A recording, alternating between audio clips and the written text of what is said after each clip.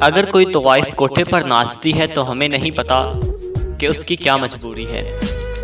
اگر کوئی شخص کسی سے ادھار پیسے مانگ رہا ہے تو ہمیں نہیں پتا اس کی کیا مجبوری ہے۔ اگر کوئی لڑکی گھر سے باہر نکلتی ہے تو ہمیں نہیں پتا اس کی کیا مجبوری ہے۔ بسوں اور جہازوں میں لڑکیاں ہوسٹ ہوتی ہیں، لوگ ان پر جملے کستے ہیں، وہ سنتی ہیں، ہمیں نہیں پتا ان کی کیا مجبوری ہے۔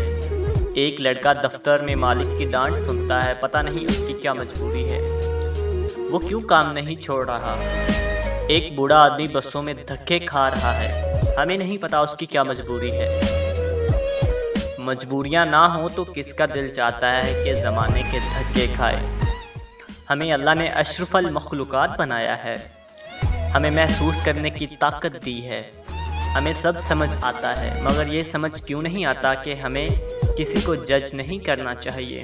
خدا را پہلے ہی زندگی میں بہت مسائل ہیں، لوگوں کو جیسے ہیں رہنے دیجیے، کسی کی زندگی معاملات کام میں دخل اندازی نہ کیجیے، کیونکہ ہم نہیں جانتے کہ وہ کن حالات میں گزر رہا ہے۔